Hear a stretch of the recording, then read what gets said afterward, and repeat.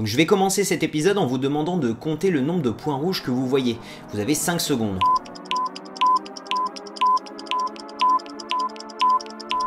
Venant du milieu de la magie, j'ai toujours été surpris par le peu d'informations disponibles sur l'attention. Pourtant c'est un sujet extrêmement important parce qu'une fois qu'on comprend les principes de base qui la contrôlent, on peut facilement en tirer avantage. Et ça tombe bien, c'est justement ce qu'on va essayer de voir aujourd'hui. Donc c'est une chose extrêmement puissante de savoir comment captiver l'attention. Ces principes peuvent être utilisés pour créer des stratégies de guerre, de marketing, de dialectique, bref les possibilités sont quasi infinies parce qu'une fois qu'on sait comment contrôler l'attention de quelqu'un, on a le pouvoir de contrôler sa réalité. Donc pour commencer à mieux comprendre tout ça, on va définir ce qu'est l'attention. Et pour ça, on va rapidement devoir parler de ce qui est conscient et de ce qui est inconscient.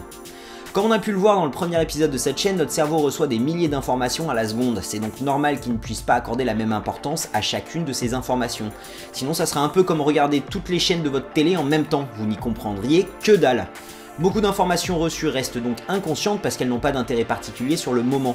Par exemple, maintenant vous regardez cet épisode, mais jusqu'à que je le mentionne, vous ne serez pas conscient de la sensation de vos vêtements sur votre corps. Ou pour ceux qui regardent cette vidéo à poil, la sensation de votre langue dans votre bouche. De la même façon, vous pouvez aussi vous rappeler d'un de vos souvenirs d'enfance, par exemple, comme le souvenir d'être à la pêche ou à la mer. Le souvenir était bien en mémoire, mais n'était pas conscient jusqu'à que vous portiez votre attention dessus. Ces informations étaient donc disponibles avant que je les mentionne, mais vous n'y faisiez simplement pas attention. Elles étaient présentes, mais restaient inconscientes, n'étant pas des informations utiles à la situation actuelle. Ce qu'on définit comme l'attention est en fait deux choses en même temps. Donc on va premièrement se concentrer sur quelque chose, donc ce qui fait que notre cerveau traitera plus d'informations venant de la chose sur laquelle on a porté notre attention. Si vous portez votre attention sur la croix, vous verrez la bouée moins en détail que si vous regardez la bouée directement. Ça peut paraître très basique, mais c'est quand même bien de le dire. Mais la deuxième chose qui se passe quand on porte notre attention sur quelque chose, c'est qu'on bloque activement les informations qu'on ne juge pas comme importantes à cette situation. Donc pour mieux pouvoir se concentrer pleinement sur quelque chose, il faut faire abstraction du reste. Et ça souligne encore un nouveau décalage entre nos perceptions et la réalité. On est conscient de se concentrer pleinement sur quelque chose, mais on n'a pas conscience de bloquer le reste. Donc voilà un exemple purement visuel pour illustrer cette idée. Je vais vous demander de focaliser votre attention sur l'œil de cette mouette pendant son vol. Très bien. Maintenant je vais vous montrer la même séquence, mais cette fois gardez vos yeux sur la position initiale de la mouette. Est-ce que vous aviez remarqué la première fois que le reste de l'image s'était flouté? Le fait que partout où on regarde, on voit une image précise et détaillée nous donne l'illusion qu'on a une sorte d'image en haute définition devant les yeux. Mais ne vous méprenez pas, la partie de notre champ de vision où on a 20 sur 20, et ça c'est pour ceux qui ont de bons yeux, n'est pas plus gros que votre pouce tenu devant vous, le bras tendu. Il n'y a qu'à cet endroit de notre champ visuel que nous recevons des informations détaillées du monde. Le reste est complètement flou, mais on ne s'en rend pas forcément compte.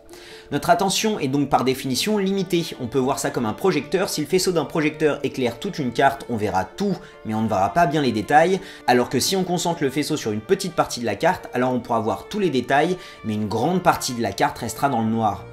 Ce faisceau est dirigé, que ça soit de façon consciente ou inconsciente, vers la chose qui semble avoir le plus d'importance pour nous sur le moment. Même si on peut investir consciemment notre attention quelque part, elle est plus souvent capturée automatiquement. Si on entend un bruit fort hors de notre champ de vision, on regardera dans cette direction automatiquement. Il faudra faire un effort pour ne pas regarder. Le cocktail party effect nous offre un bon exemple de ce concept dans la vie courante. Est-ce que vous êtes déjà retrouvé dans une salle avec beaucoup de monde autour et la conversation que vous aviez ne vous intéressait pas particulièrement? À ce moment-là, si quelqu'un prononce votre nom dans la salle, votre attention sera immédiatement happée vers cet endroit. Vous serez toujours présent devant la personne qui vous parle, mais vous ferez abstraction de lui, parce que le fait que quelqu'un ait prononcé votre nom a pris plus d'importance que la conversation ennuyeuse que vous aviez avant. Et ouais, désolé Francis, mais la production de ballets en Pologne au début du XVIIe siècle n'a jamais intéressé personne. De nombreuses études montrent que ce que l'on perçoit dépend de ce sur quoi nous portons notre attention. L'endroit où nous portons notre attention va modeler notre expérience du monde. Donc si on ne fait pas attention à quelque chose, on ne s'en souviendra pas. Et si on ne s'en souvient pas, ça n'a jamais vraiment existé pour nous. Notre cerveau va devoir faire des choix entre ce qui va être retenu ou pas, c'est-à-dire ce qu'il fera passer de la mémoire à court terme vers la mémoire à long terme. Et c'est encore une fois basé sur l'importance de l'information sur le moment. Si on ne juge pas quelque chose comme digne d'attention, il y a peu de chances qu'on consolide son souvenir en mémoire à long terme. Pour illustrer ce concept, je vais rapidement revenir sur les points rouges que je vous avais demandé de compter en début de vidéo. Donc vous vous souvenez certainement du nombre de points rouges que vous avez comptés, mais est-ce que vous vous souvenez de quelque chose d'autre de particulier? La chose importante sur le moment était de compter les points rouges. Vous vous souvenez donc bien de l'information que vous jugiez importante sur le moment, mais vous ne pouviez pas revoir de mémoire que l'homme sur la photo avait en fait 12 doigts. cette information ayant été ignorée pour vous aider à compléter la tâche que vous aviez à faire sur le moment. Vous avez vu que cet homme avait 12 doigts parce que vous regardiez l'image directement, mais cette info n'était pas importante sur le moment, donc vous ne l'avez pas perçue, et l'info n'a donc pas été consolidée non plus en mémoire à long terme. Maintenant qu'on a une meilleure idée de ce qu'est l'attention et de comment ça marche, on va pouvoir parler des limitations de notre attention.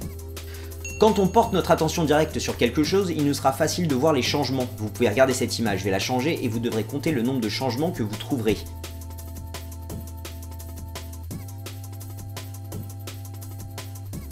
Normalement, vous avez tous pu voir les 5 changements. Maintenant, si cette fois je recommençais avec une autre image et que j'ajoutais une demi-seconde de noir, un peu comme si vous regardiez quelque chose, que vous détourniez les yeux, puis que vous re-regardiez la même chose. Essayez maintenant de trouver combien d'objets ont changé.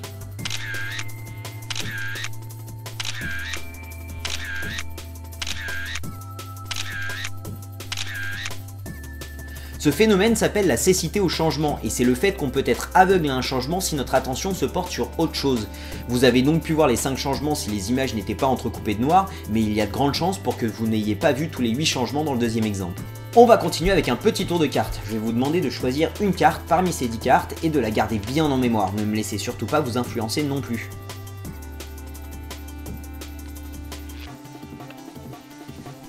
Maintenant, je vais simplement mettre les cartes dans mon dos et le destin va guider ma main pour retirer votre carte. Et maintenant, si vous regardez bien toutes les cartes, vous pouvez voir que la carte que vous aviez choisie est bel et bien celle que j'ai retirée du paquet. Ce tour repose sur quelque chose de simple, on ne réalise pas que quelque chose est perdu tant qu'on n'en a pas besoin. Et si tout se déroule comme d'habitude, on ne réalise pas qu'un changement s'est produit. Comme à l'instant, votre attention était tellement concentrée à vous souvenir de votre carte que vous n'avez pas pu voir que toutes les cartes avaient en fait changé. Et c'est une chose normale encore une fois, la seule chose qui était importante pour vous à ce moment était de retenir votre carte. Essayer de vous souvenir de toutes les cartes aurait été un désavantage dans l'accomplissement de votre tâche. De nombreuses vidéos ont été réalisées pour démontrer ce phénomène de plusieurs façons. Par exemple, prenons cette scène.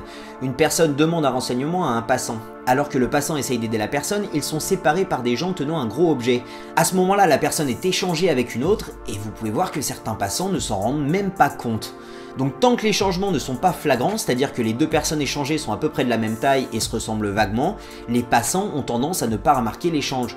Tout le monde ne tombe pas forcément dans le panneau, mais plus de la moitié ne s'en rendent pas compte. Mais prenons une petite seconde pour vraiment analyser où se porte l'attention du passant. Dès qu'il est abordé, il regarde une seconde maximum le visage de la personne puis regarde la carte. Une fois qu'il comprend la demande, son attention est ensuite portée sur trouver le renseignement demandé. C'est ça qui est important dans cette situation, pas le visage de notre interlocuteur, pas sa tenue vestimentaire ou sa taille, mais donner un renseignement. La personne doit imaginer la destination, puis imaginer un chemin possible pour y accéder depuis là où il se trouve en ce moment. C'est quelque chose de relativement rapide, ça prend quelques secondes à faire, mais pendant ces quelques secondes, la personne ne fera absolument pas attention aux caractéristiques physiques de son interlocuteur. Si à ce moment-là la personne change, alors elle ne verra pas le changement tant que le fil de la situation continue à se dérouler normalement.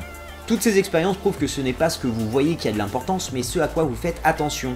Ce qui a de l'importance pour vous va naturellement guider votre attention et le reste sera ignoré, même les choses énormes qui se passent devant vous. D'un certain côté, je me dis que c'est normal de ne pas repérer ce genre de choses parce que ça n'arrive absolument jamais dans la vie de tous les jours.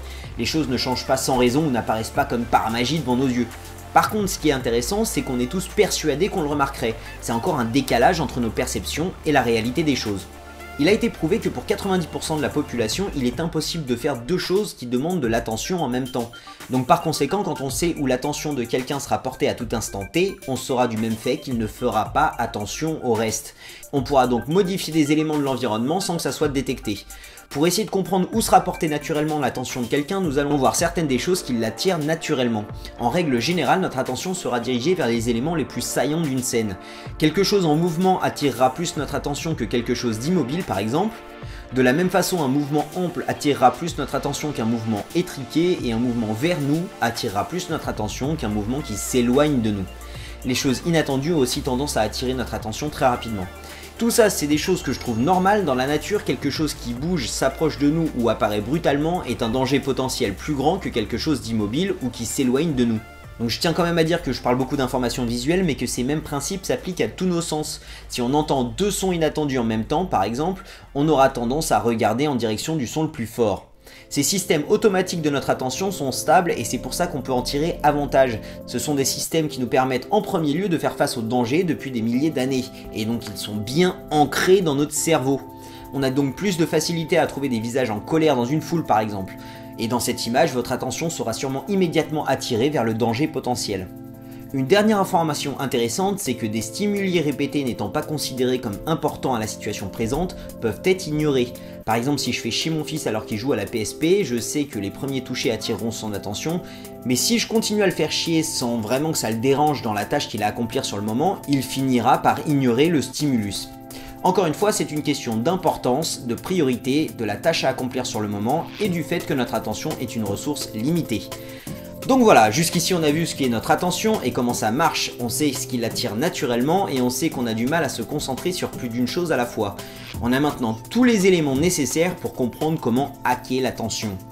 Nous allons donc regarder un exemple des maîtres dans ce domaine, les pickpockets. Vous pouvez aussi aller voir le top 5 sur le sujet si vous ne l'avez pas déjà vu.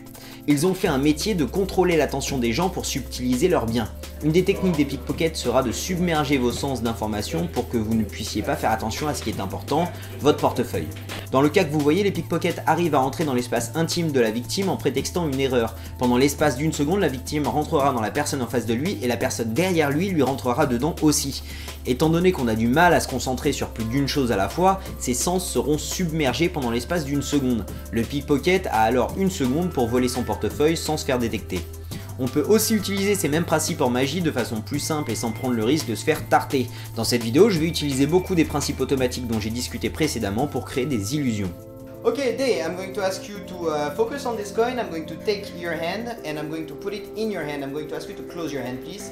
Okay, my job will be to try to take this coin from your hand, okay? Do you think I can actually do that? No, bon, that's my job as a magician. So I'm going to start for now. Open your hand for now, please. Well, that was very easy, so if you let me cheat, I will cheat. So this time I'm going to put it in my hand, okay? I'm going to ask you to just hold my hand, not like this, but like this, to be sure that the coin is still in my hand, okay? Not like this, okay? Hold my hand, please. Okay, perfect. So you hold it high, hold it tight, okay? And now I'm going to just release and look at this. The coin actually disappeared and just reappeared on your shoulder. Okay, perfect. I'm going to show you something else, look. 1, 2, 3. No more, the coin vanished. So now if you really want to actually see it again, give me your hand. All you need to do is concentrate on the back of your hand, concentrate, okay, and you're going to see, concentrate, it just appear here, perfect. So what we're going to do, one last thing, I'm just going to take the coin like this, and look, if I make it disappear, it just reappear on your shoulder. Je tiens à dire que les limitations de notre attention ne sont pas des faiblesses, mais plutôt des qualités d'être humain. Ces systèmes peuvent être exploités parce qu'ils sont stables et se répètent, mais finalement nous aident plus qu'ils nous portent préjudice.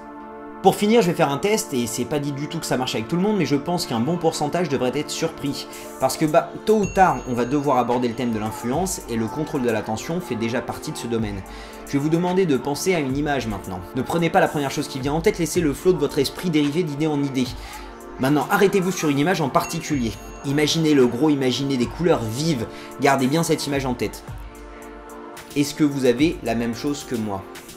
Pour ceux qui ont trouvé le même mot ou un mot dans le thème des bateaux et de la mer, je vais vous expliquer pourquoi. Des études suggèrent que les publicités, même si elles ne sont pas soumises à notre attention, ont un effet sur nous. Étant donné que l'information a été vue par l'œil, même si vous n'avez pas porté attention dessus et que vous ne pouvez pas vous en souvenir, elle aura quand même activé certaines parties de vos cerveaux correspondantes à ces informations. Et comme vous pouvez le voir, j'ai utilisé les concepts dont j'ai parlé dans cette vidéo pour placer des détails tout au long de la vidéo pour suggérer le thème de la mer et plus précisément le mot bateau.